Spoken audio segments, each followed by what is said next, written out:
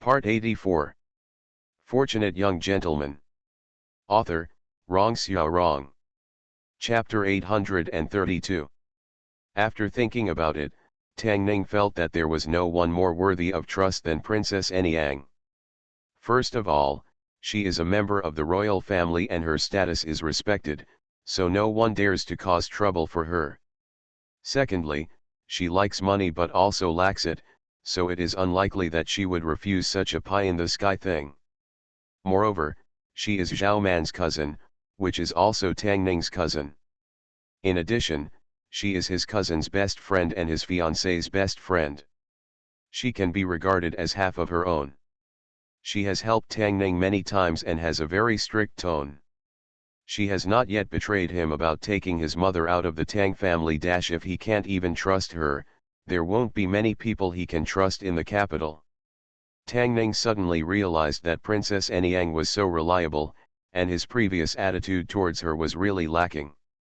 So the smile on his face became more sincere and kind, and he said, "There is something I want to ask the princess for help with."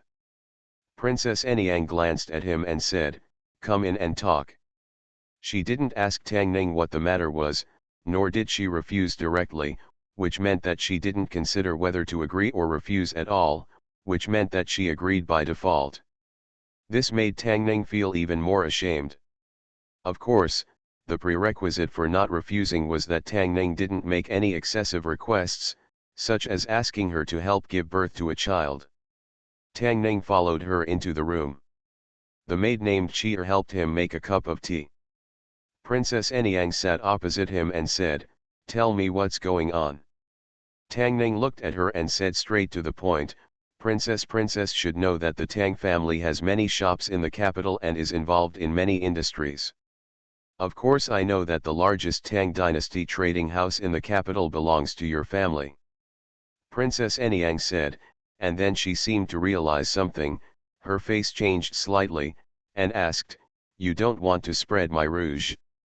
Want to come back?" Tang Ning shook her head and said, "How can you get something back if you give it away?" Princess Anyang felt relieved and asked, "Then you came here today just to show off your family's wealth?" "Of course not." Tang Ning looked at her and said, "I want to hand over the Tang family's shops to the princess to take care of them. Of course, the princess can take 20% of the profits of these shops in return." Princess Anyang looked straight at Tang Ning, thinking for a moment that she was dreaming. She could never imagine how rich the Tang family was. Even 20% of the profit from their store in the capital was an unimaginable figure. If she could take 20% of the profit, would she still worry about money in the future? This is not asking her for help at all, this is giving her money. However, she also knows very well that money will not fall from the sky, only traps will fall. She looked at Tang Ning and asked, "Why do you want me to take care of your store?" "To be honest, I have to go out of the capital to carry out a secret mission. It can take anywhere from a few months to half a year." Tang Ning looked at her and said, "The princess also knows that I have many enemies in the capital.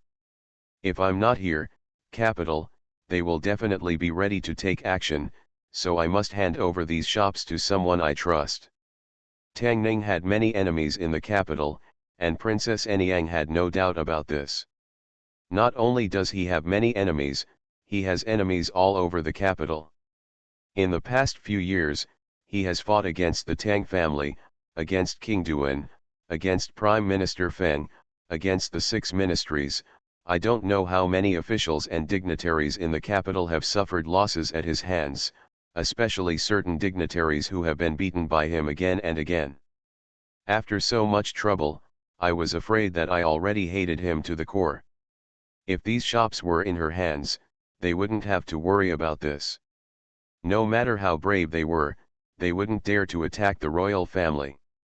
Tang Ning just said that she would teach these shops to a trusted person, which made Princess Anyang feel inexplicably comfortable, but she still glanced at him and asked, "Aren't you afraid that I will take these shops as my own?"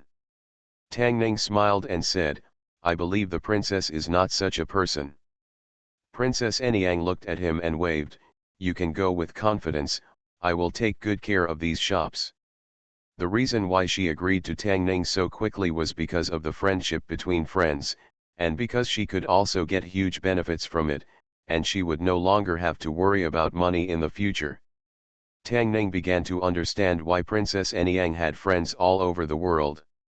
Her loyalty alone was something that many people could not match. He cupped his hands and said, "Thank you, Princess." After the two finalized the matter, Princess Anyang escorted Tang Ning out of the princess's mansion and waved, "Have a good trip." Tang Ning looked back and wondered if it was an illusion. He always felt that Princess Anyang wanted him to leave and never come back again. Princess Anyang watched him leave, and returned to her room this time. She took a sip of tea, looked at Cheer, and asked, "Isn't it just my imagination? Did Tang Ning really come here just now?" "I've been here before," said Lear. "The teacup in the princess's hand is the one he used." Bah, bah, bah. Princess Anyang put down the teacup, took a few sips, rinsed her mouth again, then sat back and asked, "Did I hear that right? He asked me to help him manage his property in Beijing. Are you still willing to give me 20% of your profits?" Biener nodded and said, "I heard it clearly just now. This is true."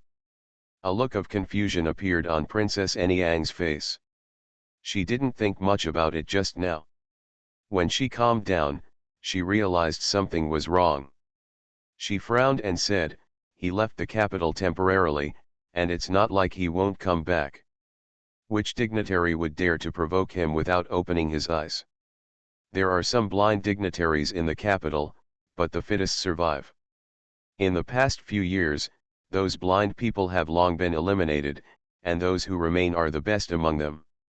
While Tang Ning was leaving Beijing, he was causing trouble in the capital. When he came back, wouldn't he have to settle accounts with them? No one is stupid enough not to understand this.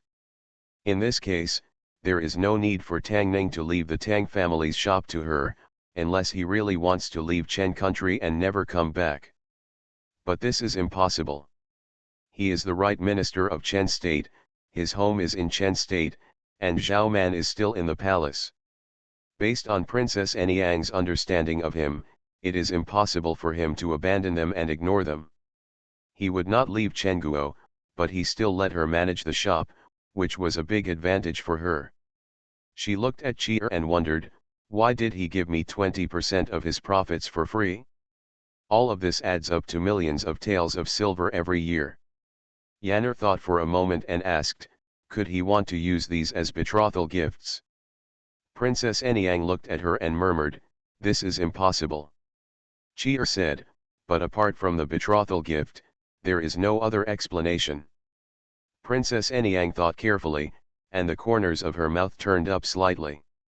As a woman, being courted by men naturally satisfies her vanity. Although she has many suitors in the capital, in terms of status and personal talents, none of them can compare with Tang Ning. In fact, looking at the entire Chen kingdom, there is no one who can compare with him. However, it doesn't matter if he is the favorite minister of the emperor, what matter if he is a great person in the world, or if he is the right minister of the government, why don't he fall under her pomegranate skirt? However, he had many wives and concubines at home, so they were not at all a consideration for her. Princess Anyang shook her head and said, if he has this kind of intention, then he is destined to be disappointed. Fortunate young gentleman. Author, Rong Xiao Rong. Chapter 833. Chapter 828 of the main text of Mr. Ruyi. Because he was afraid of asking Princess Anyang to take over the shops, Tang Ning hardly spent any words, and Princess Anyang happily agreed. Running a store requires a lot of manpower and material resources, and there are some things that need attention, which he personally explained to Princess Anyang. It happened to be a year ago and there was nothing important. Tang Ning could explain it clearly to her by visiting the princess mansion a few more times. These few times, Princess Anyang's attitude towards him had not changed much, but the way Prince Fu looked at him was different from one time to the next. When Tang Ning arrived for the first time, King Fu greeted him without much enthusiasm. The second time, his eyes were a little more scrutinizing. The third and fourth time, when Tang Ning and Princess Anyang were talking in detail, he stood around in the courtyard, his eyes drifting in from time to time. Today was the last time Tang Ning came to the princess's mansion. He came out of the room, made eye contact with him, and then left. Prince Fu glanced at him, strode into the room, looked at Princess Anyang, and asked, "Why does he come here every day?" Princess Anyang said, "We have something to discuss." King Fu asked, "What are you talking about?" Princess Anyang said, "He wants to hand over the management of the Tang family's shop in Beijing to me, and let me take 20% of the profit from it every year." "What?" Prince Fu looked suspicious and asked, "Is he crazy? How could he leave this kind of thing to an outsider? Doesn't he just want to give you money?" Princess Anyang glanced at him and said displeasedly, "What do you mean by an outsider?" She originally wanted to say something about him and Zhao Man, but when the words came to her lips, she realized that she couldn't talk about it, and swallowed it up. King Fu glanced at her and asked, "If you're not an outsider, could you be an insider?" "Father, what are you talking about?" Princess Anyang glared at him, thought for a moment, and said, He is Shui'er's fiancé. Shui'er is my best friend, and I am naturally not an outsider." Prince Fu was stunned and asked, "He and Tang Shui, isn't Tang Shui his cousin?" "Father, please don't worry about this." Princess Anyang waved her hand and said, "In short, this matter is only good for me and has no harm. It's a free bargain. You can't let me turn it away, right?" "A free advantage," King Fu looked at her and said seriously, "there is no free advantage in this world. The advantage you are taking now will sooner or later be paid back with interest." Princess Anyang nodded and said perfunctorily, I know. King Fu looked at her, shook his head and said, "If you don't listen to the old man's words, you will suffer a lot in front of you." Lu Ya was due to give birth in 3 months, and Tang Ning could tell that Xiaoju was very nervous. In today's era, giving birth to a child is almost like going through hell. However, Lu Ya's age of giving birth is neither early nor late, and her physical fitness is also different from ordinary people, so it is unlikely that anything will happen to her. My father asked the imperial doctor to see him.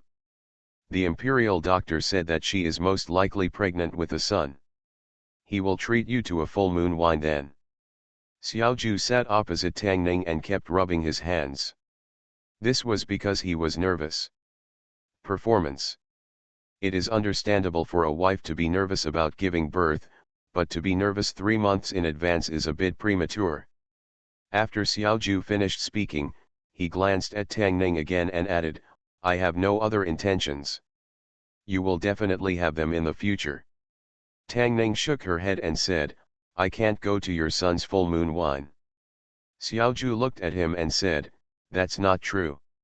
"It has nothing to do with this matter," Tang Ning explained, "I will be away from Beijing for a while after the Chinese New Year, and it will take a few months for me to come back." Xiaoju was stunned and asked, "Where to go?" Tang Ning said, "Candy." "That's it?" Xiaoju shook his head and said, "That's such a pity."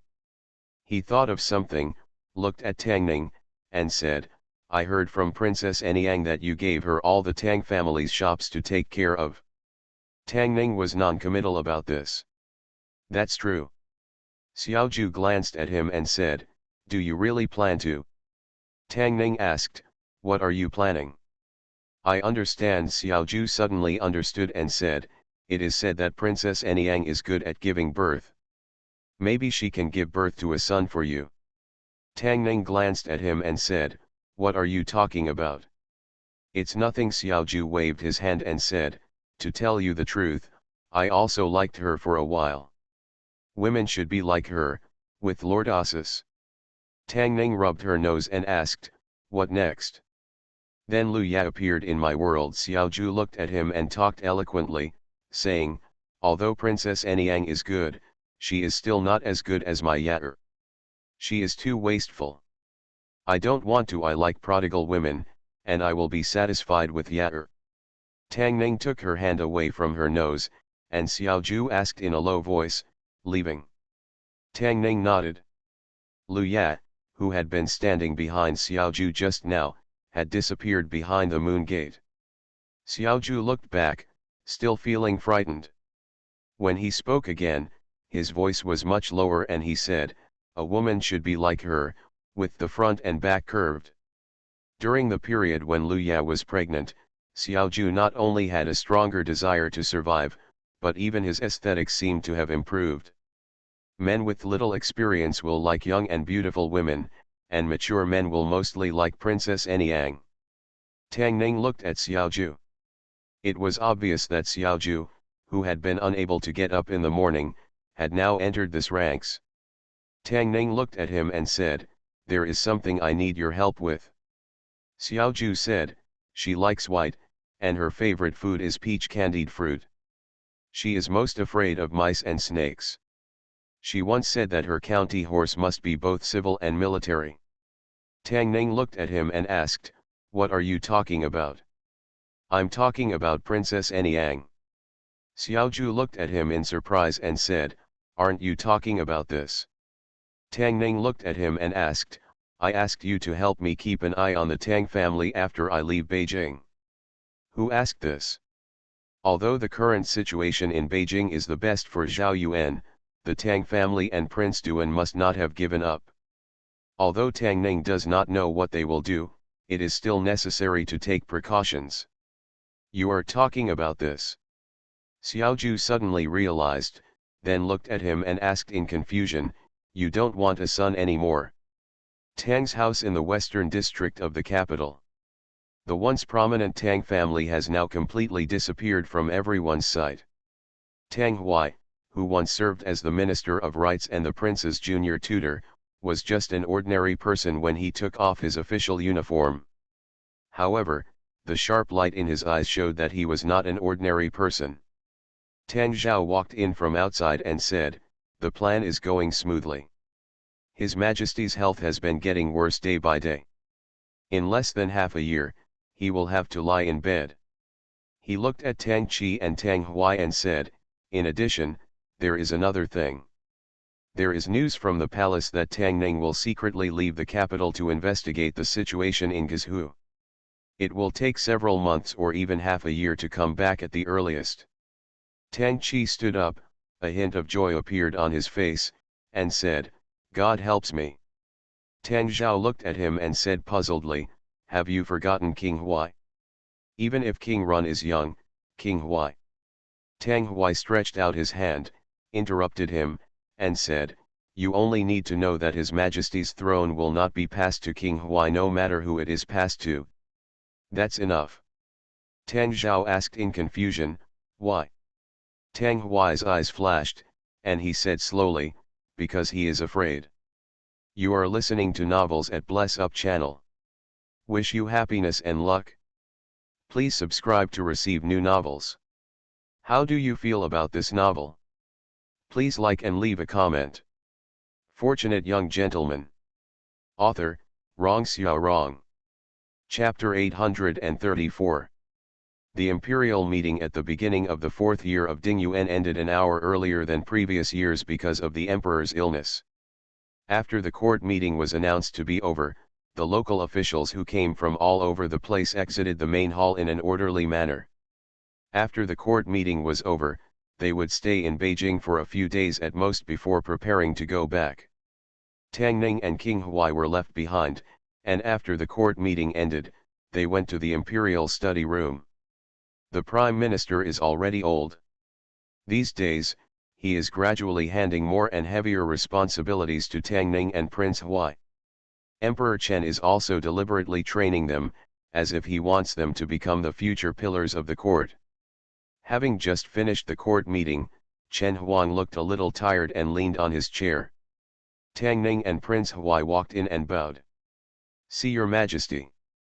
See Father. Without courtesy, Emperor Chen sat up straight, looked at Tang Ning, and asked, "Are you all ready?" Tang Ning nodded and said, "Your Majesty, I have made all preparations and can set off in 2 days." Emperor Chen glanced at Wei Jian, who walked down from above, took out a token from his sleeve and handed it to Tang Ning, saying, "Master Tang, with this token, you can order all the spies along the way. With it, the state garrison can also be mobilized. When local officials see this order, it will be like seeing your Majesty, you can put it away." The token that Emperor Chen gave him this time had the same effect as the Shangfang sword that he gave to him when he went to Jiangnan last time. The state of Chen was very large, and local state capitals had a high degree of autonomy. The further away from the capital, the weaker the court's control over it. By the border of Guizhou, those local officials were almost as good as the two emperor. Tang Ning is weak on her own, but with this token, she can get a lot of help along the way. Tang Ning accepted the token, cupped her fists and said, "I thank you, Your Majesty." Emperor Chen nodded, looked at King Huai, and said, "Tang Ning is going to Guizhou to investigate. In the next few days, the Ministry of Secretariat will be handed over to you." King Huai bowed and said, "My son, I should do my best to live up to my father's trust." Chen Huang glanced at them with relief and said, "I'm a little tired, you can go down. I excuse myself. My son, please retire." When Tang Ning walked out of the royal study, Chen Huang's voice came from behind again, "You already have so many wives, so don't harm Anyang anymore." Tang Ning turned around, looked at him in shock, and said, "I am wronged. Whether I have wronged you or not, you know for yourself." Huang Chen waved his hand and said, "There are only a few unmarried women in the royal family, so we can't all take advantage of you." King Huai and Tang Ning walked out of the hall, looked back at him, and asked in confusion, "What did your father mean just now?" Tang Ning shook her head and said, "It's just a rumor, it's not credible. We can't all give you an advantage." King Huai looked at him and asked, "What does all mean?"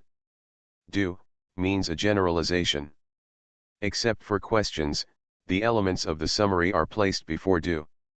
Tang Ning glanced at King Huai and asked, "Hasn't the Grand Master taught His Highness before? Some people in the capital are really full of food and don't care about national affairs. They care more about gossips and rumors. He only went to the princess's mansion a few times, and certain things spread in the capital. It seemed that even Emperor Chen had heard about it. However, Princess Anyang didn't seem to care at all and could still chat and laugh with Xiao Yi, as if the rumors outside didn't exist at all." When leaving the Tang family, she walked up to Tang Ning, glanced at him, and said, "Be careful when you go out." Tang Ning thought she hoped she would never return to Beijing so that she could monopolize the Tang family's shop. But now it seems that she is treating a gentleman with a villain's heart. "Don't get me wrong," Princess Anyang looked at him and said, "I'm not caring about you. If something happens to you, who will give me the 20% of the profit?" She turned around to leave, but didn't take a step forward. She turned around and asked again, "Why did you come to me?" "I just think the princess is trustworthy," Tang Ning asked, "Does this need a reason?"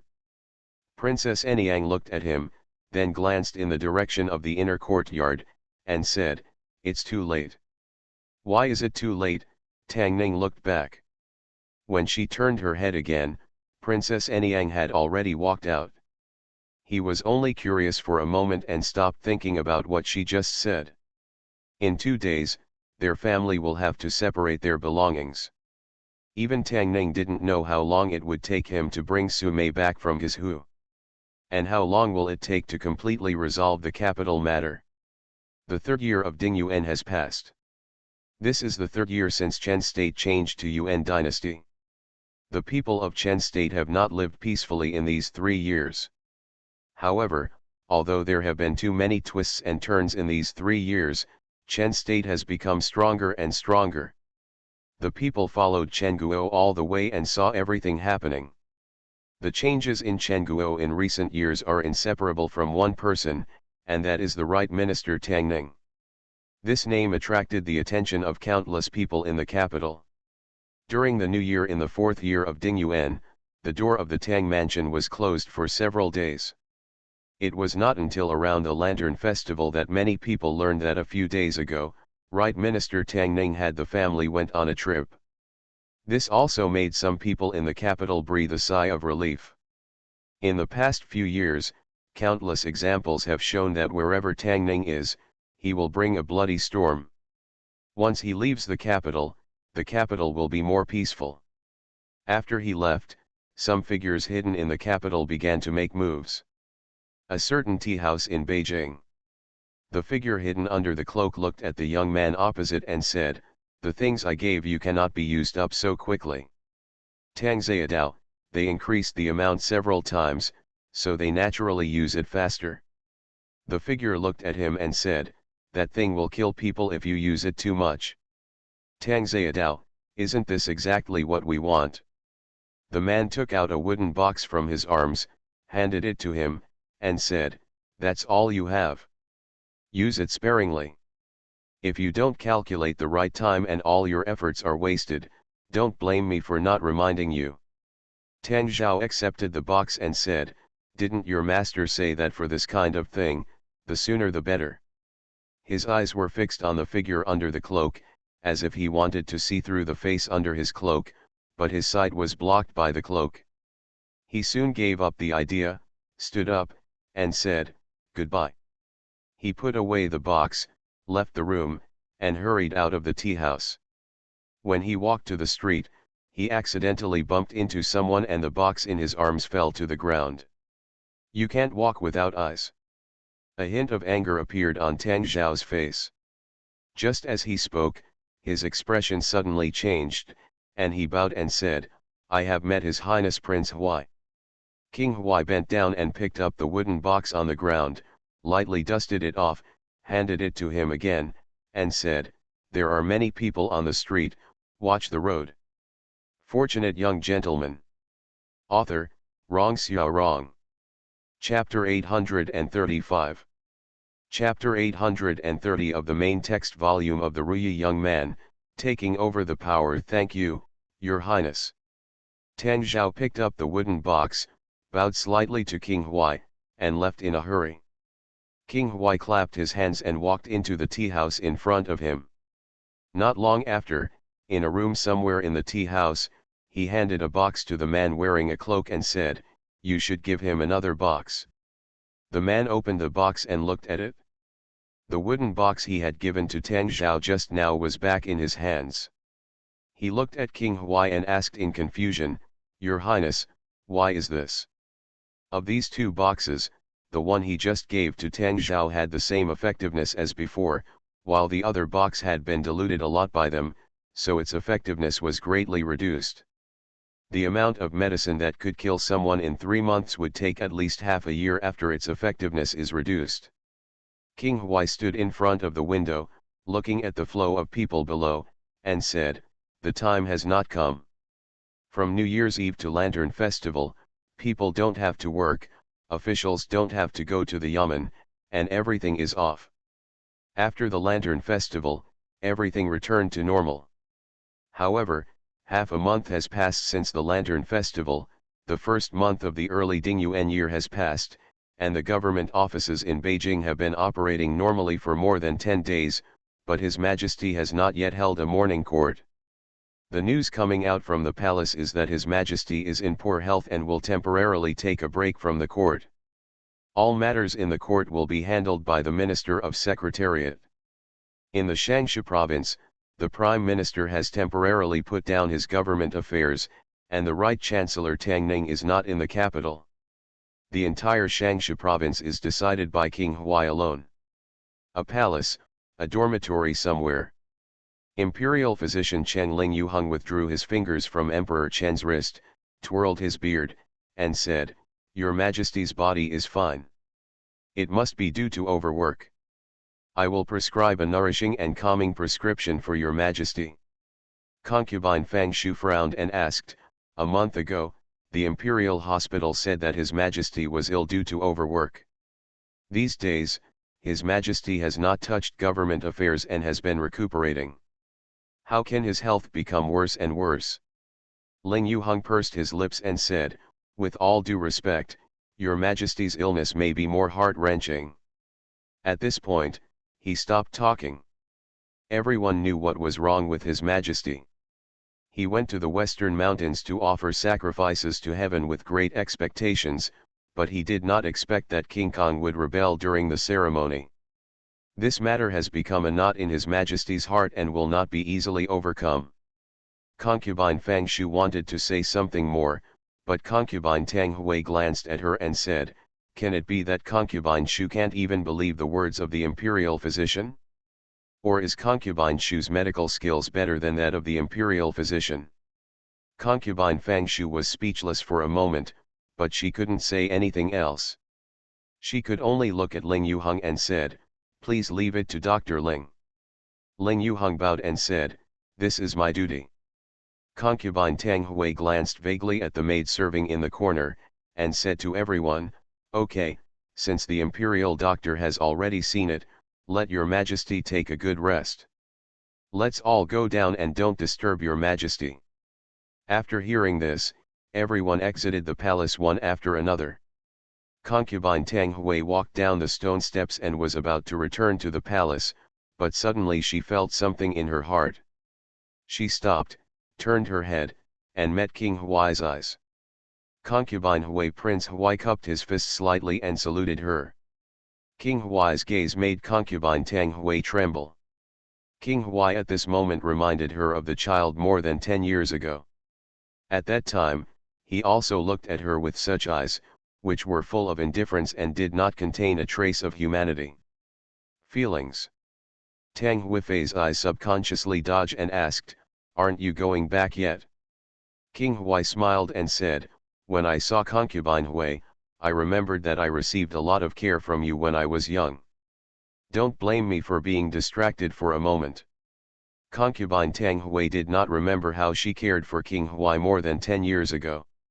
In fact, King Huai was still too young at that time, and she had no impression of him at all. She glanced at King Huai and said, Your mother-in-law died early, and I should take care of you. You don't need to keep it in mind. My mother has taught me since I was a child that a drop of kindness should be repaid by a spring. King Huai shook his head and said, Concubine Hui's kindness and kindness will never be forgotten by Zhao Rui. If there is an opportunity in the future, I must repay you, Empress. King Huai now holds great power and controls the Ministry of Education alone. His words are very important, but for some reason, Concubine Tang Hui stood in front of him, and he couldn't help but feel a deep fear in his heart.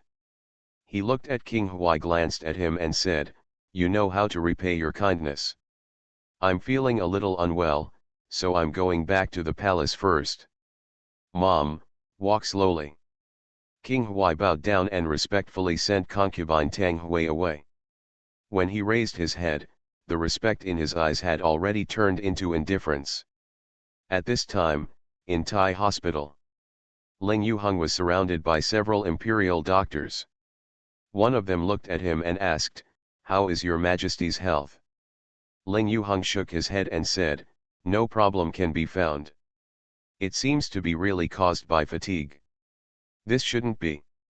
In the past month, your Majesty has not read a few envelopes in total. How could it be getting worse? I've taken so many tonics, they must have some effect. The doctors frowned and continued to discuss. His Majesty has been feeling sleepy recently. After discussion, the Thai hospital prescribed some medicine based on his symptoms. Logically speaking, after taking it for so many days, his body will not get better even if it does not improve. But the fact is that His Majesty's condition will not get better after taking it for so many days. My body is getting weaker day by day, and the hospital is at a loss what to do. Even if they are imperial doctors, they dare not say that they are really proficient in the matter of diseases. The human body is extremely mysterious, and there are many diseases that they cannot explain. Your Majesty's health has been deteriorating day by day since King Kang's rebellion. It is difficult to say that this is not a mental illness. And if it is a heart disease, then it needs heart medicine to cure it. What His Majesty's heart medicine is, only he himself knows. One person seemed to have thought of something. He looked at Ling Yuheng and asked, "Isn't Mr. Sun in the capital? Why don't you invite him into the palace to take a look at your Majesty?" Ling Yuheng shook his head and said, "My master went out to travel a month ago, and I don't know where he went." The man sighed and said, "Then we can only take one step at a time.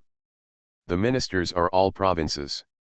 Since His Majesty has been ill these days, all matters in the 6 ministries are reported directly to the Minister of Finance." Lu Ding walked into the Shangshu Yamen. After paying homage to King Huai, he handed him a letter and said, "This is the list of promotions and relegations of the 16th Guards after this competition. Please take a look at it. The Guards are different from the border troops. They do not participate in battles with foreigners.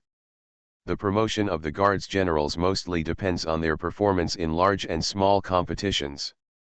King Huai looked at it, circled a name, and said, "As a guard of the Emperor, Zhou Linwei has repeatedly failed in competitions in the past few years. General Ling Yun of Zhou Linwei cannot escape the blame. He can no longer do so if he is qualified for this position. The Ximen Guards have just been formed and the position of general is still vacant, so let him go to the Ximen Guards." Lu Ding was stunned and said, Do you want to ask His Majesty? Zhou Linwei is His Majesty's confidant. Although they have not performed well in the competitions in recent years, it is also because of the existence of Zhou Xiaoei. If Zhou Xiaoei is excluded, their annual competition results can be regarded as one of the best. Moreover, although the 6 Guards competition involved the relegation of generals, it was only limited to those under General Zhonglang and never involved generals. My father is in ill health. It's better not to disturb him with such a trivial matter. King Huai glanced at him and said, "Besides, the Ling family already has General Ling Wu of Jinyue. Ling Yun will sit in Zhou Yulin again. Does Lu Shangshu think the position of General Wei is appropriate? The Jinyue is responsible for guarding the capital, and the Yulinwei is responsible for guarding the palace. The Ling family has a general, a Jinyue general, and a Yulinwei general. If the Ling family wants to rebel, the city gates and palace gates will be opened wide. It is indeed inappropriate, but His Majesty has not said anything over the years, which shows that he has great trust in them, so no one cares about it." Now that King Huai directly brought it up, Lu Ding couldn't speak for them, otherwise it would appear that he had ulterior motives. After all, what King Huai said was reasonable, and his worries were also justified. Lu Ding thought for a moment and could only nod his head and said, "Your Highness is right." He looked at King Huai and asked, "In this case, the position of General Zhou Yue is vacant. Who should fill it?" King Huai shook his head and said, "This is the matter of your Ministry of War." After a while, Lu Ding walked out of Shangshu capital province and walked towards the yamen of the Ministry of War. King Huai's transfer of General Zhou Yue Ling Yun, although a bit sudden, was a preventive measure. However, as a prince, his move was still a bit arrogant and could easily arouse suspicion from others. After all, General Yu Yue is the father of Princess Hui.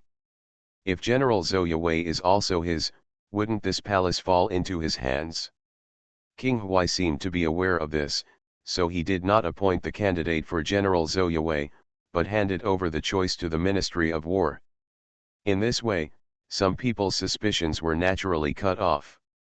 King Huai was so young and yet so impeccable in his work, no less than Tang Ning. Thinking that his cheap son-in-law was only the same age as them, Lu Ding couldn't help but sigh in his heart. Luan mobile version website. Fortunate young gentleman. Author, Rong Xiao Rong. Chapter 836. Ministry of War. General Zhou Yue Ling Yun was transferred to Ximen Guard. Who will take over Ling Yun's position is a headache for the Ministry of War. The Yulin Guards are the Emperor's imperial guards. Without His Majesty's permission, the Ministry of War was originally not qualified to mobilize General Yulin Guards, but with King Huai's order, they had to do it. The reasons given by King Huai were very sufficient. He was not doing it for his own selfish interests, but for the overall situation. The Ministry of War had no objection and no need to oppose it. At the Yamen of the Ministry of War, Nijian, the left minister of the Ministry of War, looked at Lu Ding, the minister of the Ministry of War, and asked, "Master Shangshu, do you really not need to ask your Majesty for instructions on this matter?" Lu Ding shook his head and said, "There is news from the palace that His Majesty is ill. If it is not a serious matter, please do not disturb His Majesty." Nijian asked, "But this transfer is so sudden. Who should the Ministry of War find to take over Ling Yun's position in a short period of time?" The right minister of the Ministry of War, who had been silent, looked at the two of them and suddenly said, "As for General Zhou Yue, I do have a good candidate here." "Oh," Lu Ding looked at Zhou Shilang and asked, "Who is it?" Zhou Shilang said, "Isn't General Chen going to be transferred back to the capital? Half a month ago, the Ministry of War was considering where to place him, and it has not yet been decided. And it coincides with General Ling being transferred. How can it be so? Wouldn't it kill two birds with one stone, solving the placement problem of General Chen and filling the vacancy of General Zhou Yue?" A thoughtful look appeared on Lu Ding's face. General Chen, whom Zhou Shilang was talking about, was a border army general. Now that the northern border was relatively stable, the imperial court began to intentionally transfer back a group of border army generals, and General Chen was one of them. What makes the Ministry of War embarrassed is that after the border army generals were transferred back, there was no general vacancy in the Imperial Guard, and it was not easy for them to stay at home. Now that Ling Yun has been transferred to the Ximen Guard, the Yulin Guard just has a vacant position. Nijian, the left minister of the Ministry of War, thought for a while, nodded and said, "This is indeed a good idea." After Lu Ding considered it, he nodded and said, "Then let's do it this way." Not long after, Zhou Shilang took a folder and left the Ministry of War, entered the Shangshu province, walked into a certain government office, respectfully placed the folder on King Huai's table, and said, "Your Highness, the candidate for General Zhou Yue is, the Ministry of War has already drawn up." King Huai nodded and said, "Zhou Yue has a great responsibility. Let General Chen enter the palace as soon as possible." Zhou Shilang bowed and said, "I obey my orders." The Ling family is the top guard in the capital. The Yulin Guard and the Jinyu Guard are the most important teams among the Imperial Guards. 2 of the 4 guards are controlled by the Ling family. This shows how much His Majesty treats the Ling family of trust. The fact that Ling Yun was transferred from Ziyu Guard to Ximen Guard caused quite a stir in the capital. It's not that His Majesty doesn't trust the Ling family anymore. Ever since His Majesty became ill, King Huai has been handling all the affairs of the court. His behavior was both unexpected and reasonable. Unexpectedly, there was no friction or enmity between him and the Ling family, but he ruined Ling Yun's bright future, which was naturally a bit strange.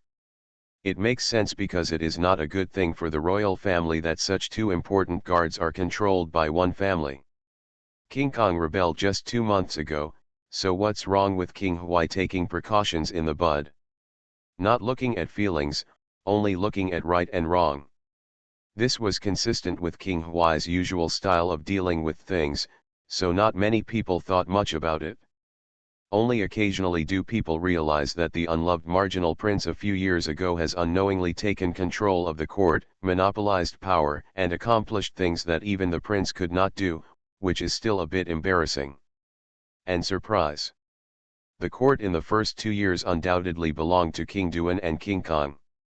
At that time, King Huai was not in the public eye at all. However, King Duan and King Kong fought to the death and attacked each other, which led to a loss of strength step by step. In the end, King Kang's rebellion failed. King Duan was hidden by His Majesty because he was too stupid. He has been fighting steadily. King Huai gradually came to the front of the crowd. This was actually a typical snipe and clam fight, with the fishermen benefiting and King Kong and King Duan losing both sides. In the end, the court was handed over to King Huai. Ling Yun was transferred from the Yulin Guard, which caused quite a disturbance in the capital, but within the Ling family, it was very peaceful. Ling Feng looked angry and said, "Why, the eldest brother didn't make any mistakes, why did he be transferred to Ximen Guard?" Although the 16 guards are all imperial guards, there is a huge gap between imperial guards and imperial guards. The Yulin guards are the imperial guards of the emperor, responsible for guarding the palace city. General Yulin Guards is extremely famous, while Ximen Guards is just a gatekeeper. Although General Ximen Guards and General Yulin Guards have the same rank, they are still gatekeepers after all. From Yulinwei to Ximenwei, it seems to be a smooth move, but it is actually a demotion. Ling Wu breathed a sigh of relief and said, "Letting him go to Ximen Guard is not a bad thing." Ling Feng looked at him and said in surprise, "Dad, you are stupid. How can it be a good thing to go from Yulin Guard to Ximen Guard?" "You know nothing," Ling Wu glanced at him and said, "Although your majesty trusts the Ling family, he can't stop you from talking. What the Ling family relies on is your majesty's trust. If one day your majesty doesn't trusting the Ling family is the beginning of the Ling family's destruction." He breathed a long sigh of relief and said, "King Huai's move is for the sake of the royal family and also to eliminate hidden dangers for the Ling family." "How do you know that King Huai's move is for the royal family?" Mrs. Ling walked over step by step on crutches, glanced at Ling Wu, and asked, "Can't he do it for himself?" Ling Wu looked at him and said in surprise, "Dad." Old Master Ling glanced at him and asked, "What is the background of the new General Zhou Yue?" Ling Wu said, "Chen Xingyun was originally a general of the border army and was just transferred back a few days ago." Mr. Ling's eyes were sharp and he said, "The Li family has already occupied a right feather guard. If we occupy another left feather guard." The Li family is the natal family of Princess Huai. King Huai's father-in-law is now General Yu Yue. Yu Yue has an unclear relationship with King Huai. If even Zhu Yue has a deep connection with him, the entire imperial family will be affected. The city is under his control. Ling Wu shook his head and said, "Zhao Xingyun has nothing to do with the Li family or King Huai. If he had an old relationship with King Huai or the Li family, the Ministry of War and the court would not agree to his transfer. But he was in prison back then. Once received the favor from King Fu. Your Majesty has been ill for more than a month, and the morning court has been suspended for a long time. However, this does not affect the overall situation. The operation of the court has never been dependent on the emperor, but on every official in the 3 provinces, 6 ministries and 24 divisions, and the major government offices in Beijing. During this period of time, King Huai kept the entire court in order, and everything inside and outside the court was peaceful. King Huai used facts to prove that he could become a qualified emperor.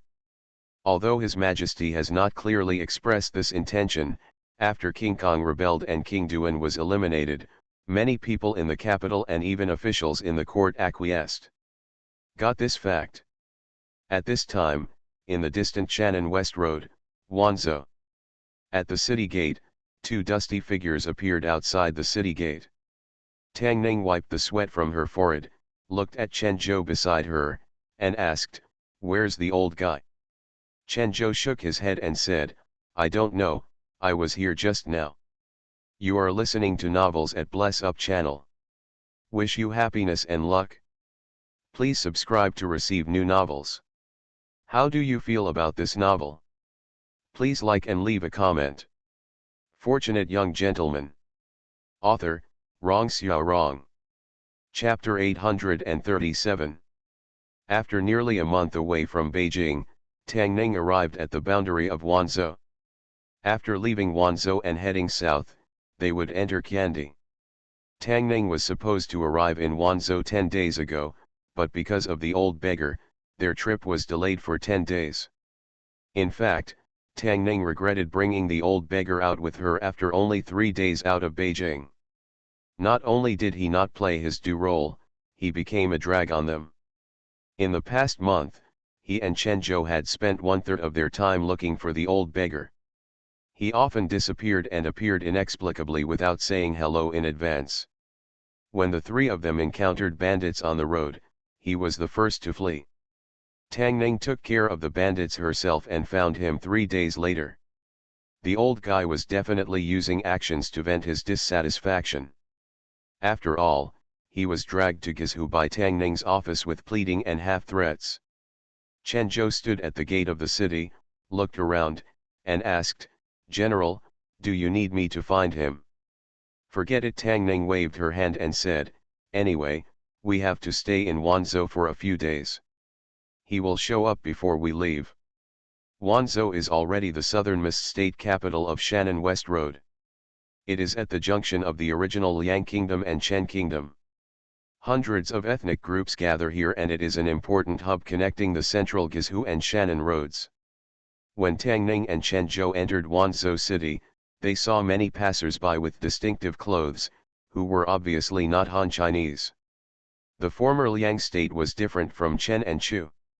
Chen and Chu were mostly Han people, while Liang state was a multi-ethnic community. After the demise of Liang state, these small people continued to live in Guizhou. Note, this book is an imaginary worldview for the sake of national unity and to avoid being 404, all the ethnic groups that appear in the following are fictitious. Please do not substitute reality. Wanzhou is located at the junction of Chen State and central Guizhou. The mountain people living in Qiandi will go out of the mountains every once in a while to exchange for necessary supplies for life. It is not surprising to see them in Wanzhou city. On the surface, Tang Ning came here to investigate the chaos in Guizhou on the orders of Emperor Chen, but in fact, he came to see Sumei. Chen Guo didn't have much information about Guizhou province, and Tang Ning was also confused and didn't know where to find it. He needed to stay in Wanzhou for a few days to collect the information and intelligence he needed. The Wangu sect was once the state religion of the Liang Kingdom. There were countless people in Guizhou who believed in this religion. They must know about the Wangu sect's selection of a saint. Tang Ning and Chen Zhou found an inn in the city, booked 2 rooms, and went downstairs. He looked around and saw a few people in strange clothes sitting in the corner of the store, talking quietly. Tang Ning walked over, sat at the table next to them, and said, "Waiter, bring me a pot of tea." After Tang Ning sat down, her back was turned to those people, but her attention was focused on them. One of them took a sip of wine, looked at a companion, and said, %@*. The other person nodded and replied, *UN %. Tang Ning's expression was stunned. He could understand Sushenyu and Chuyu, but he couldn't hear what the person behind him was saying. Many ethnic groups in Guizhou have their own languages, but Tang Ning couldn't understand a word of the languages of these ethnic groups. He did make a mistake this time.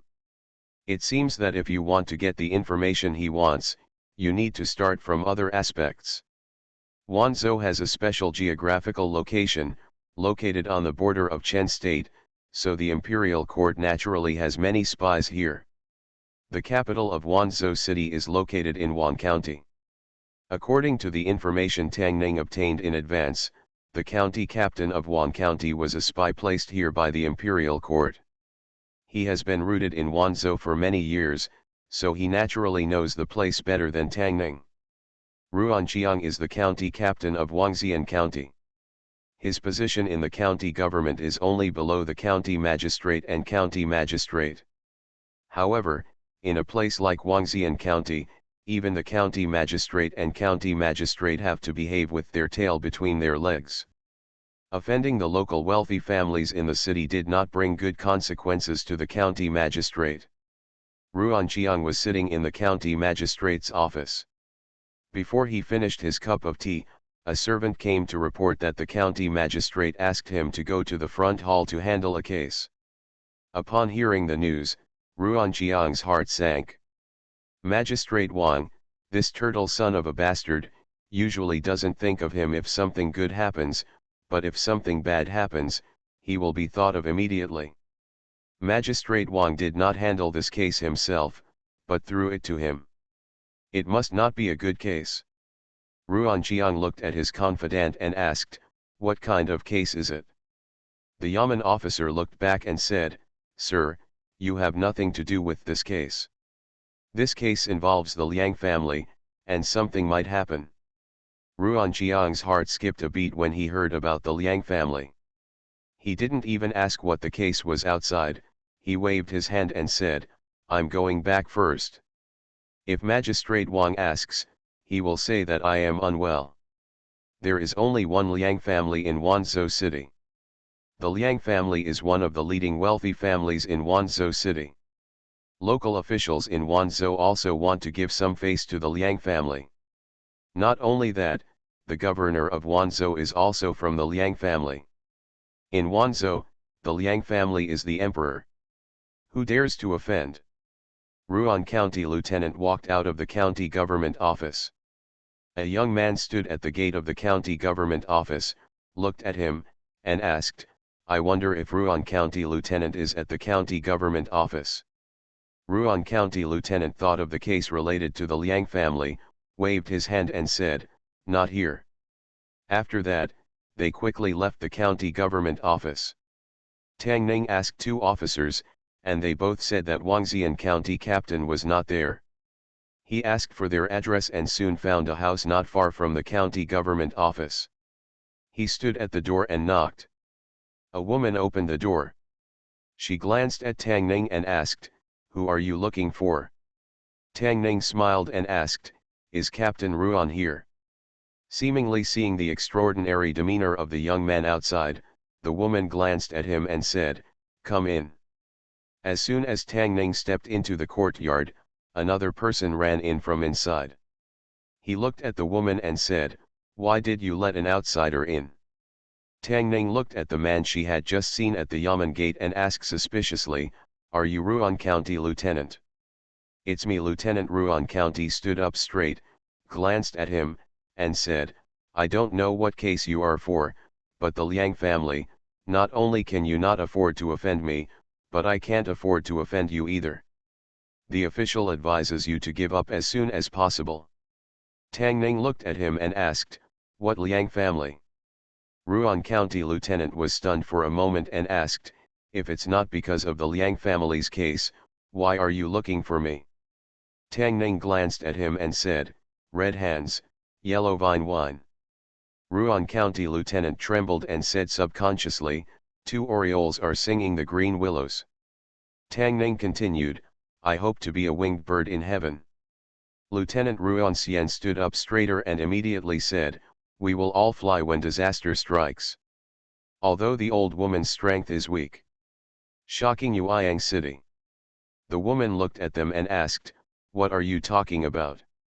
At this time, Lieutenant Ruan Xian's expression had changed a lot. He stretched out his hand respectfully and said, "Please come in." He glanced at the woman and said, "Stay outside and don't let anyone in."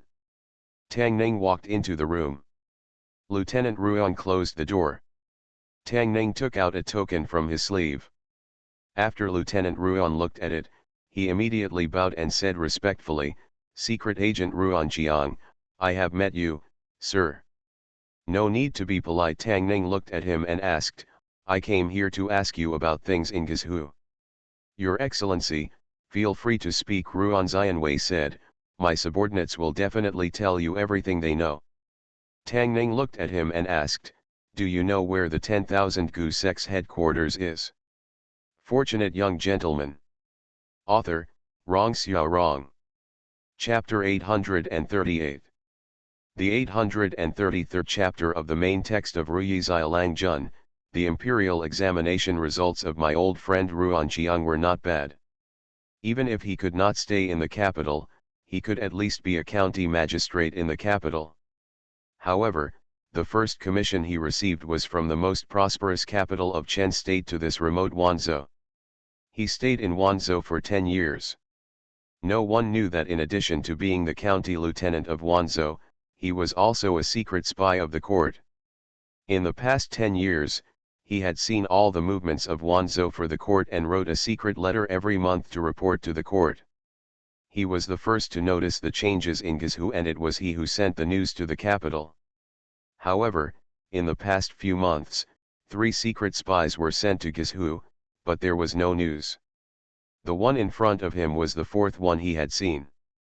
Seeing Tang Ning mention the Wangu sect straight away, Ruan Qiang showed a hint of surprise on his face, but still shook his head and said, "To answer your question, as far as I know, the headquarters of the Wangu sect changes every year and is not located in one place.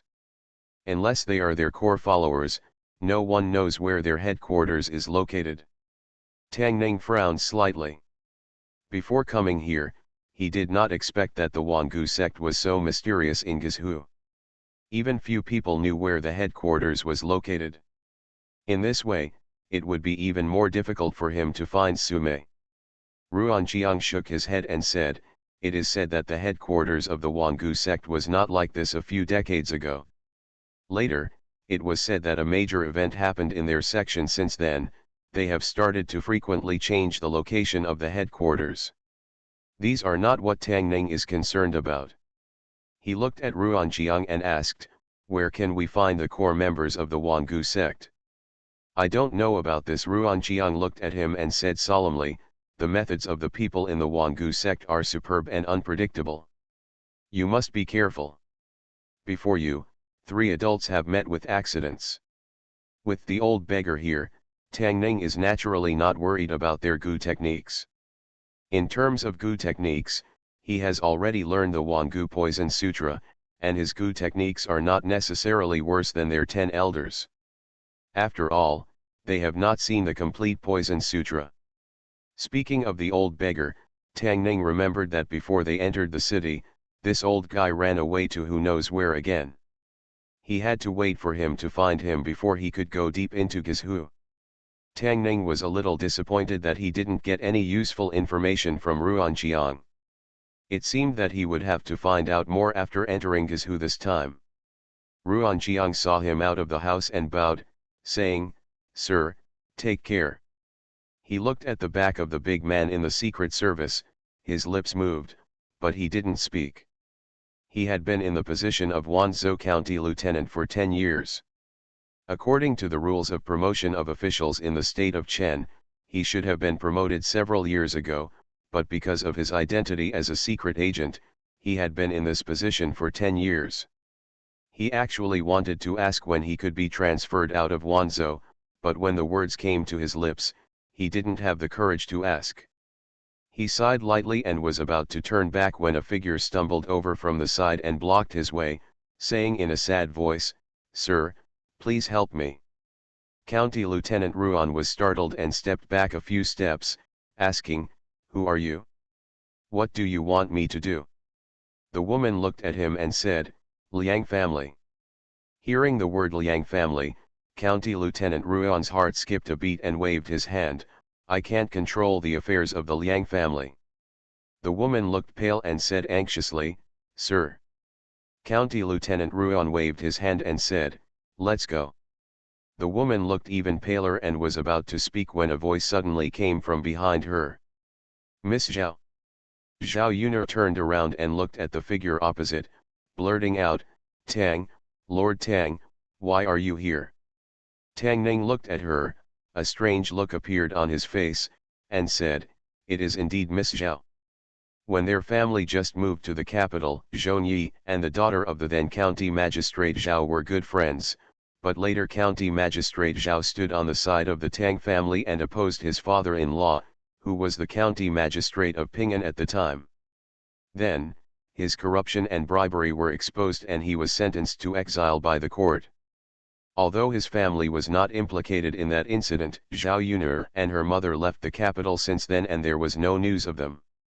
Zhao Yuner was Zhong Yi's first friend in the capital. At that time, that incident made her feel a little depressed for a long time. Tang Ning didn't expect to meet her in Wanzhou this time. Inside the Ruan mansion, Zhao Yuner held a teacup in her hand and whispered, Yunus' ancestral home is in Wanzhou. My father was sentenced to exile and later died of illness on the way. After my mother and I buried my father, we returned here. She looked up at Tang Ning and then quickly lowered her head. Although she was far away in Wanzhou, she often paid attention to the news in the capital. She knew everything about the major events he had done in the capital in the past few years. He quelled the rebellion in Jiangnan, resolved the crisis in the northwest, suppressed the rebellion of King Kong, and became the youngest prime minister in the history of the state of Chen. He was so brilliant that even in the most remote corner of the state of Chen, it was difficult to ignore his dazzling light. In fact, there was a secret that she had buried deep in her heart for many years.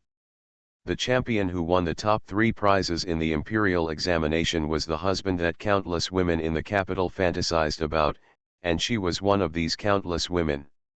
However, the current status of the two of them was that one was a prime minister who was beneath 10,000 people, while the other had humbled himself into the dust. She felt ashamed and inferior because of having such thoughts, and buried her head even lower. What happened back then has long since passed, and now even the Tang family, a giant, has fallen into pieces. Naturally, Tang Ning, a small Ping'an County prime minister, will not keep it in mind. He was just a little sad at Zhao Yunus' change. The former official lady now seemed a little timid, completely different from the generous Miss Zhao back then. Zhou Yi arrived in the capital for the first time. She was unfamiliar with the place and had no friends. It was Zhao Yunus who brought her into the circle of celebrities in the capital. She has always regarded Zhao Yunus as a friend, which made Tang Ning have a good impression of her to this day. Ruan Qiang looked at Tang Ning and asked tentatively, "Do you know this girl?" Tang Ning nodded and said, "Miss Zhao is my friend." He looked at Zhao Yunus and asked, "Why are you looking for Ruan County Lieutenant?" Zhao Yunus lowered her head and whispered, "I want to ask Mr. Ruan to rescue my mother from the Liang family." Tang Ning continued to ask, "What happened to your mother?" Zhao Yunus whispered, "She owed money to the Liang family casino and was arrested by them." Tang Ning asked, "How much does she owe others?" Zhao Yunus said, 300 taels. Tang Ning took out a silver note from her arms, handed it to her, and said, "This is 1,000 taels, take it and redeem her." He looked at Zhao Yunus and said, "You can live a good life with the remaining money. It will be enough for you to have enough food and clothing for the rest of your life. Don't let her gamble anymore, it will destroy you." She was very fond of Zhou Yi back then. "This 1,000 taels of silver is for past friendship." Zhao Yunus did not accept the money. She buried her head lower and said, "My mother even scratched young Master Liang, and they refused to let him go." Ruan County Lieutenant's eyelids twitched. He was very worried that the adult who came up was a stupid young man because this woman had offended the Liang family. He coughed lightly and reminded, "My lord, the Liang family is the largest family in Wanzhou. The governor of Wanzhou came from the Liang family." Tang Ning looked at him and asked, "Repaying debts is a matter of course. As for hurting people, the court also has corresponding laws. You can punish whatever you want. When will it be someone else's turn to interfere with the government's punishment? You don't know something." Ruan Qiang rubbed his eyebrows and said, "This is Wanzhou, and the situation is a little different from the capital. In the whole world, is it the land of kings? What's the difference between Wanzhou and the capital?" Tang Ning waved his hand and said, "This matter should be handled according to the law." Zhao Yunus stood up and said gratefully, "Thank you, Mr. Tang." Tang Ning held her hands up and said, "You're welcome. You and Xiao Yi used to call each other sisters. You don't need to call me Mr. Tang, just call me Tang Ning." Ruan Qiang originally wanted to persuade Tang Ning, but after hearing this, his eyes widened, he raised his head and said, "Tang, Tang what?" Fortunate young gentleman author, Rong Xiao Rong. Chapter 839. Chapter 834 of the main text volume of Ruyi Xiaolang Jun. When the Liang family heard the word Tang Ning, Ruan Qiang's whole body felt like he was struck by lightning, and he did not recover for a long time. In Chengguo's officialdom, there is probably no one who doesn't know Tang Ning's name. Even though this is remote Wanzhou, this name is often mentioned. General, Marquis of Dingguo, and Prime Minister of the Right, he was only in his early 20s when he achieved these achievements that ordinary people could not achieve in their lifetime. When Ruan Qiang was 25 years old, he was still working hard to prepare for the imperial examination. He planned to pass the imperial examination, preferably to fill the vacancy of a county magistrate. At that time, he worshipped Confucius and Fangzhe before taking the exam. The former was a sage teacher and the latter was a legend in the imperial exam. Today's students should worship Confucius and Tang Ning. The title of 3 UN scholar, General, Marquis of Dingguo, and Right Chancellor. These titles only have a few cold words, but behind this coldness, there is a warmth that is enough to move anyone's face. The person in front of him is similar in age to the legendary figure, and has the same name. Ruan Qiang's lips trembled a little. He looked at Tang Ning and asked respectfully, "Sir, are you the Prime Minister of Tang?" Tang Ning nodded and reminded him, "I am here to investigate the rebellion in Guizhou province. Please do not make any announcement about my identity." Ruan Qiang immediately stood up and said solemnly, "Don't worry, sir, I will definitely not reveal your identity." His attitude was very respectful, because he knew this was his chance, a once-in-a-lifetime opportunity. Whether he can leave Wanzhou and get rid of the title of Ruan Lao depends on whether he can seize this opportunity. As for the Liang family, and local gangsters, judging from past experience, wherever Tang Ning is, he is the gangster, and anyone who provokes him will not end well. At the same time, as long as you hold his thigh tightly, are you still afraid that you will have no chance of promotion? Before Tang Ning could speak, he took the initiative and said, "I will personally go to the Liang family to negotiate regarding this girl. Please rest assured." Tang Ning said, "Then I'll trouble Mr. Ruan." "No trouble, no trouble." Ruan Qiang waved his hand and said, "This is all the official's responsibility." Ruan County Lieutenant went to the Liang family to negotiate, and Tang Ning also left the Ruan family house and came to the place where they lived with Zhao Yuner. According to her, after Zhao County Cheng died on the road to exile, she and her mother returned to their hometown in Wanzhou and lived in the old house. Although the life at that time was not as good as when she was an official lady, they sold some items in the old house and had some savings. It's a pity that her mother soon became addicted to gambling, lost all her savings, and sold the old house. Later, Zhao Yuner forced her to die, and finally she was able to save a sum of money and buy this dilapidated yard. Let them barely have a shelter from the wind and rain.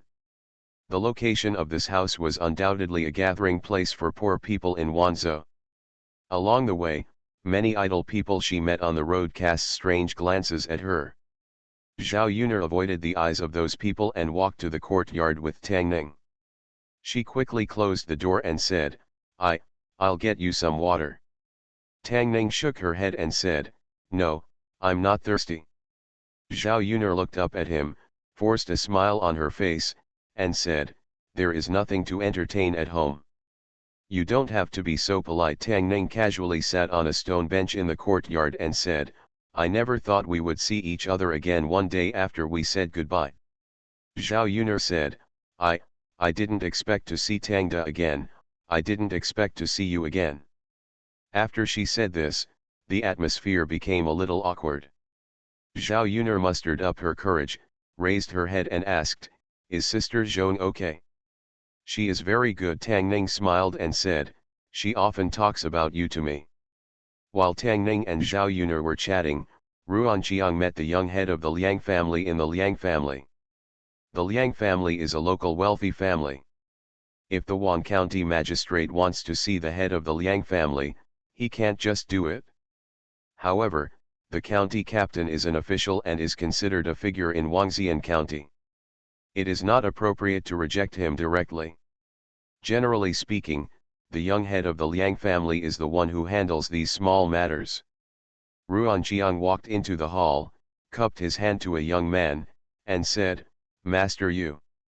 Liang Yu, the young head of the Liang family, looked at him and asked with a smile, "What kind of wind brought Lord Ruan here today?" Ruan Jiang got straight to the point and said, "To be honest, Ruan came to visit today because he has something to ask for." "Oh," Liang Yu looked at him and said, "Sir Ruan, it doesn't matter."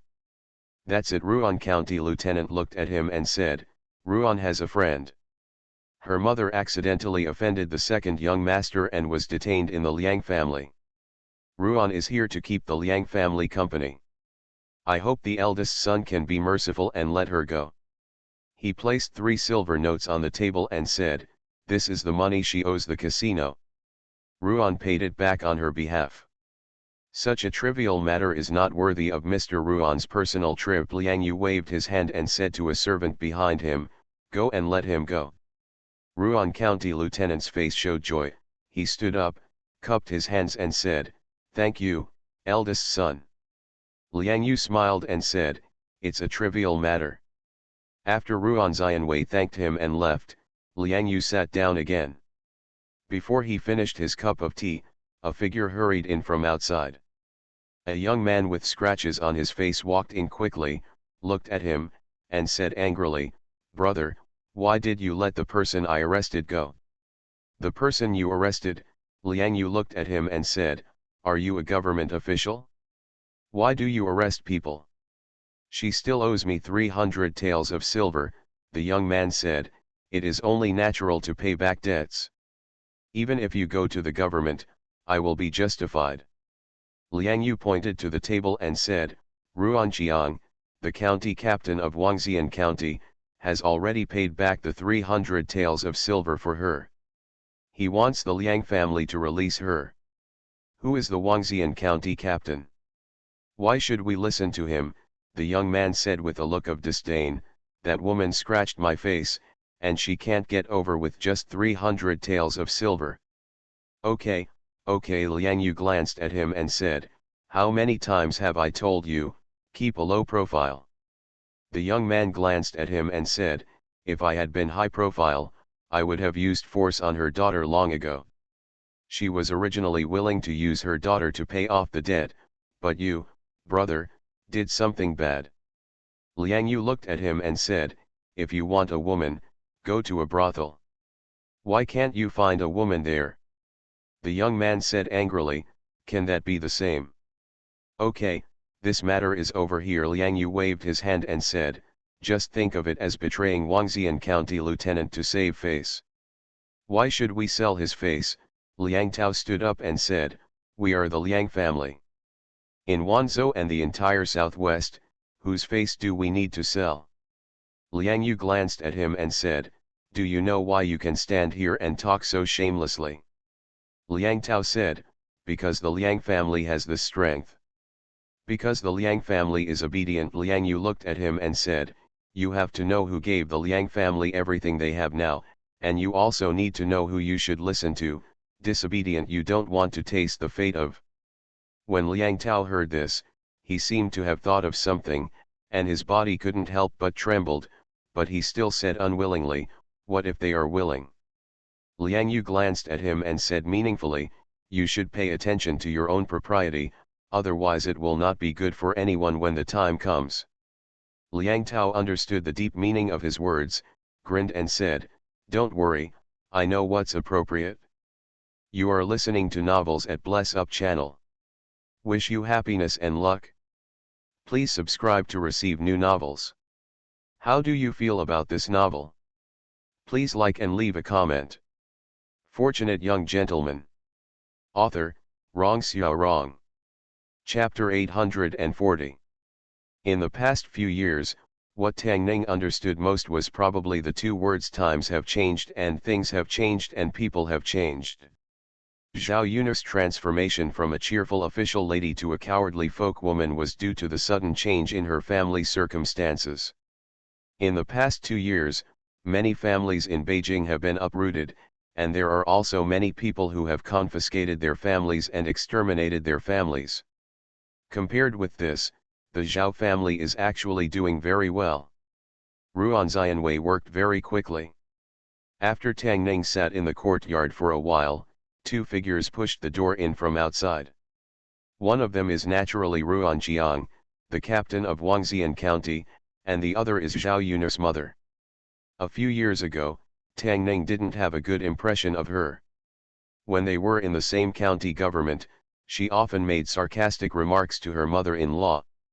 Of course, they had similar identities at the beginning, but now one of them is a fourth-grade imperial concubine, while the other has become a contamination. The village woman who is addicted to gambling is no longer comparable. The moment Zhao Tian entered the door, he was still nodding and bowing to Lieutenant Ruan. When he looked up and saw Tang Ning, his expression was startled at first, then his face darkened and he said angrily, "Why are you here?" Obviously, she is still brooding over the grudge between the two families. "Mother," Zhao Yunar stood up, ran over in a hurry, and asked, "What are you doing? If it weren't for Mr. Tang, you would still be locked up by the Liang family." Tang Ning glanced at her indifferently, then looked at Zhao Yunar and said, "I'm leaving." He had already repaid Zhao Yunar's friendship for Zhongyi and had no intention of getting entangled with a village woman here. Zhao Yunar saw him off and said, "Sir, please go slowly." Watching Tang Ning leave, she closed the courtyard door. When she returned to the courtyard, Zhao Tian looked at her and wondered, why is he here? Could it be that he was demoted to Wanzhou? That would be great.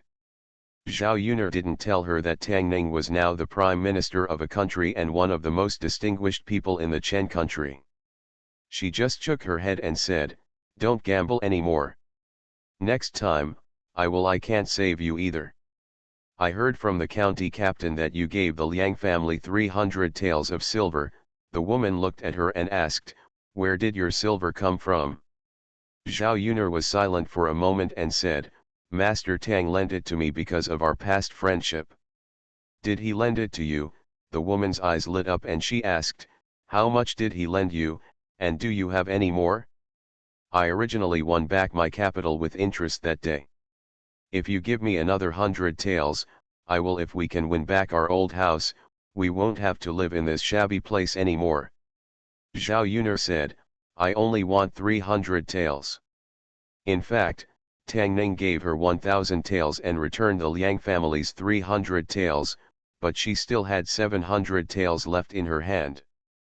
But these are needed to maintain the lives of mother and daughter for the rest of their lives. If they were given to her, she would lose everything overnight. The woman's face showed shame and anger, and she said, "Why are you so stupid? If he is willing to lend you 300 taels, he will definitely lend you 1,000 taels." Zhao Yunar looked at her and asked, "How do you expect me to pay him back after lending him so much money?" "Repay," the woman sneered and said, "Why should we pay back the money we borrowed based on our ability? Besides, this is what he owes our Zhao family. I won't go to him to borrow money anymore." Zhao Yunar glanced at her and said, "I'm going to cook." 300 taels. Zhao Tian looked at her back with a look of suspicion on her face. When Zhao Yunar entered the kitchen, she ducked into the inner room. After a while, she looked at a stack of banknotes at the bottom of a box somewhere, her eyes shining brightly. On the street, Ruan Jiang showed an angry look on his face and said, "That Zhao Tian family just now was too rude. My lord saved her, but she..." Tang Ning waved her hand and said, "A market woman, why bother with her?" Ruan Jiang showed admiration on his face, clasped his fists and said, "Your Majesty, you are a role model for officials of our generation. Your admiration for your Majesty is like the water of the Yangtze River, which flows endlessly, and like the overflowing of the Yellow River, which is out of control grown-ups." Tang Ning glanced at him and asked, "How many years has Ruan County Lieutenant been in Wanzhou?" Ruan Jiang's heart trembled, and he immediately said, "Returning to your lord, I have been sitting in the position of Wanzhou County Lieutenant for 10 years. 10 years is not a short period of time. Tang Ning looked away and asked casually, if your official position is to be transferred, where would you like to go? After hearing this, Ruan Jiang felt an almost uncontrollable burst of ecstasy in his heart, and said, if it is possible, the official wants to return to Jiangyi. Tang Ning nodded and said, I will remember it. Ruan Jiang's body trembled and he kept bowing, thank you, sir, thank you, sir. No need to thank me. Tang Ning patted his shoulder and said, you deserve this. Ruan Jiang sent Tang Ning to the inn where he was staying. He didn't know how he walked home. When he arrived in his courtyard, he was still a little unsteady at his feet. The woman stepped forward and asked doubtfully, who is that person? You have never respected the governor so much before. The governor is nothing. Ruan Jiang straightened his back and laughed, after waiting for so long, I finally waited. We can go back to Jiangyi. When I go back this time, at least I will be a county magistrate, and I will no longer have to endure those things. Bird's breath.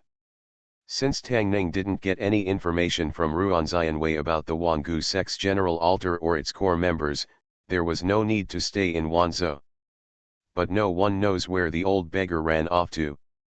Before entering the mountain, we have to find him first, or wait for him to find us. The next morning, Tang Ning finished washing up, opened the door, and saw County Lieutenant Ruan standing outside. Tang Ning looked at him in surprise and asked, what are you doing here? County Lieutenant Ruan smiled and said, I have been in Wanzhou for 10 years and I am very familiar with this place. If you want to do anything, just tell me. No need. Tang Ning waved his hand and said, just do your thing. If you have free time, help me find out where the headquarters of the Wangu sect or the various veins are. County Lieutenant Ruan nodded repeatedly. Tang Ning was about to go back to his room when he suddenly saw a figure standing at the stairs. He walked over and asked in confusion, Miss Yuner, is there anything else? No, nothing. Zhao Yuner bit her lower lip and said after a moment, I just want to ask, when will Lord Tang leave Wanzhou? I want to see you off. Tang Ning didn't know when the old beggar would come back. After thinking for a while, he said, it will probably take a few days. I'll let County Magistrate Ruan notify you then. Zhao Yuner nodded, then looked at him and asked, were you talking about the Wangu sect just now? Tang Ning looked at her and said in surprise, you also do you know the Wangu sect? Zhao Yuner nodded and said, when I first returned to Wanzhou, my mother and I set up a noodle stall here. There were often some Gu people from Guizhou who came to eat noodles. I heard them say that they were from the third elder's lineage and seemed to be fighting for some saint. Tang Ning was surprised and said, do you understand what they said? Zhao Yuner nodded and said, I listened to them a lot and learned a little bit. Tang Ning asked, do you know where they are fighting for the saint? They didn't say. Zhao Yuner shook her head and said, but they mentioned where their lineage is. Fortunate young gentleman. Author, Rong Xiao Rong. Chapter 841. Remember 3Q Chinese website in 1 second, read wonderful novels for free without pop-ups. Plant flowers if you care, but plant willows if you don't. Tang Ning did not expect that Zhao Yuner would actually know something that neither the imperial court nor the secret agents had investigated. There are 10 elders in the Wangu section. Since the civil war in the Wangu sect, they have been divided into 10 lines. Under these 10 lines, there are also their own branches. Outsiders had no idea which of the ethnic groups and tribes in the mountains were the core members of the 10,000 Gu section. Tang Ning wanted to find out the location of the 10,000 Gu sect's headquarters by searching for them, but there was no way to do so. However, he learned from Zhao Yuner that a certain branch belonging to the 3 elders' lineage was located on a certain mountain in Qianzhou. After entering the Guizhou region, there was no big city like Wanzhou.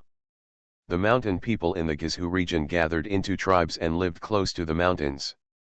As long as we can find this branch, we may be able to follow the clues and know where their main altar is. Tang Ning said, I really want to thank you, Miss Yuner, this time. Sir, please don't say that. Zhao Yuner shook her head repeatedly and said, it is Yuner's honor to be able to help you. That branch is located on Tenglong Mountain in Qianzhou. Before leaving, Tang Ning needed to find a map of Guizhou and write it down. He walked out of the room and said, Lieutenant Ruan County. As soon as he finished speaking, the door of a guest room opposite his door suddenly opened, and Ruan County Lieutenant ran out from inside and asked respectfully, what are your orders, sir? Tang Ning said, please find me a map of Guizhou Province. Ruan County Lieutenant immediately said, don't worry, sir, this matter is taken care of by me. Tang Ning escorted Zhao Yuner out of the inn. Suddenly, more than 10 people rushed out from the street and surrounded them.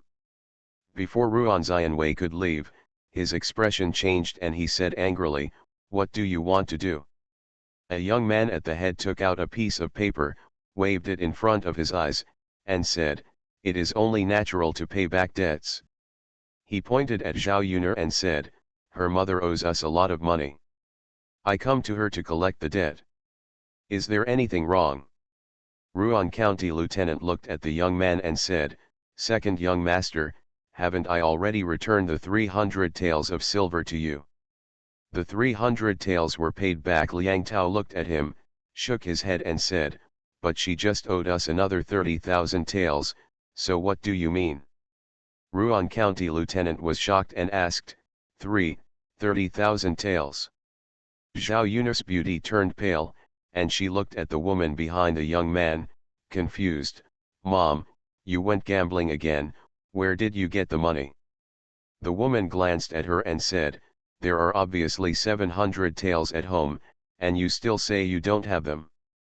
Zhao Yuner's body trembled, and when she looked at her, she couldn't hide her disappointment.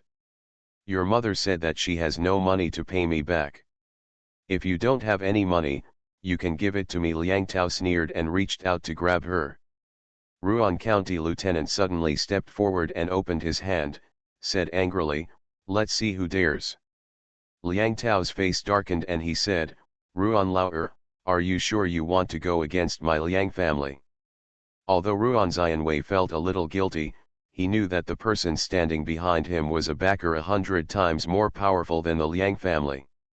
Thinking of this, he straightened his body again and said, Liang Lao, in broad daylight, are you going against the government?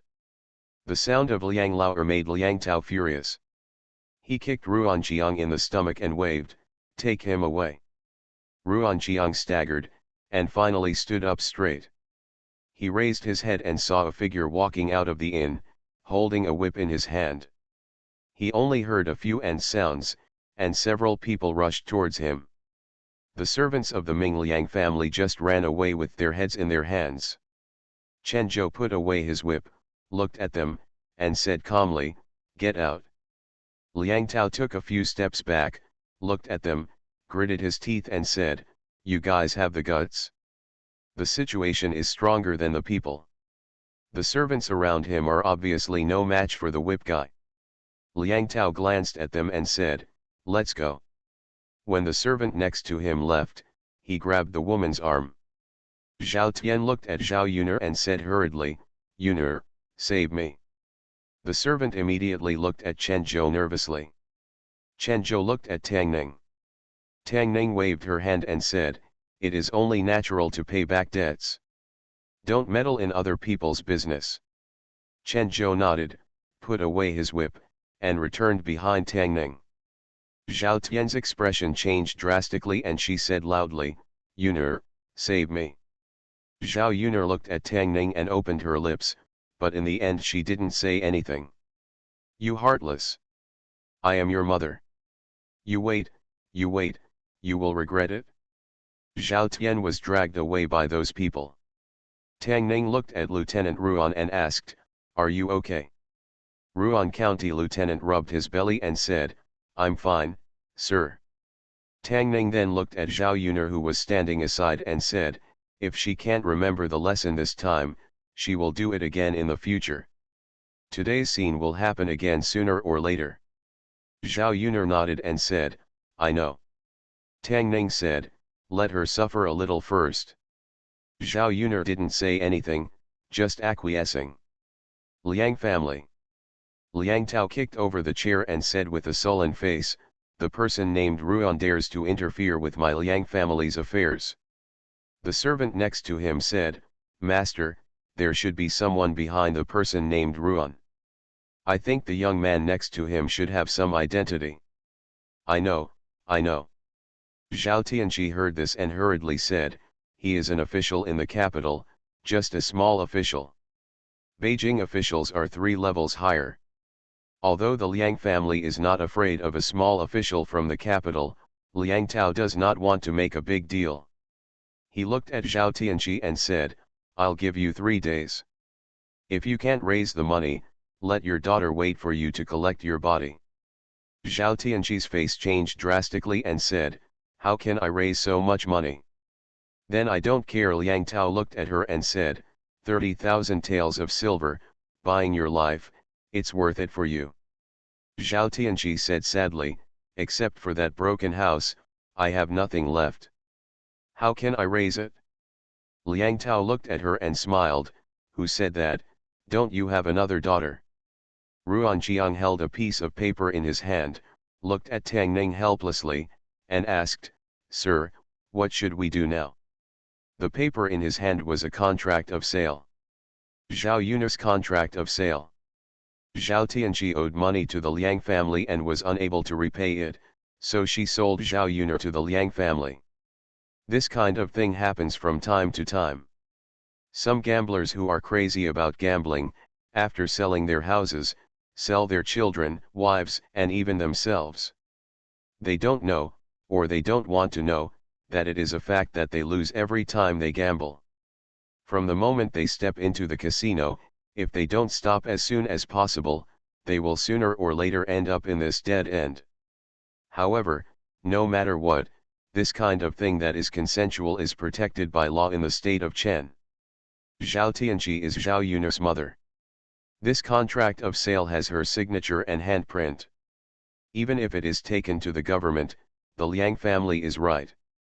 Zhao Yunar stood behind Tang Ning, her body trembled, and her face turned pale instantly. Having such a mother is also a cruel thing for her. Tang Ning thought that after this incident, she would realize her mistakes, change her ways, and start a new life, but she didn't expect that she would go down a dark road instead. Zhao Yunar clenched her fists and said, even if I die, I will not agree to the Liang family. Even if we don't consider their past friendship, she helped him so much, Tang Ning would not watch her die. From a legal point of view, gambling is illegal, which will cause many people to be separated from their wives and children, and their families to be destroyed. All dynasties have regarded it as a scourge, but greed is human nature. Even if the court has clearly legislated it, it has been repeatedly banned. The laws of the state of Chen in this regard are not strict, but officials are prohibited from gambling.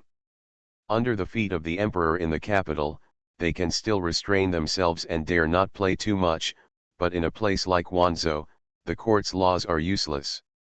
He looked at County Lieutenant Ruan and said, bring people to seal up the Liang family's casino. County Lieutenant Ruan was stunned and asked, but what reason do you have to use? Tang Ning thought about it and said, just say that it affects the feng shui of Wanzhou. County Lieutenant Ruan looked at him and whispered, Sir, this is a bit unreasonable.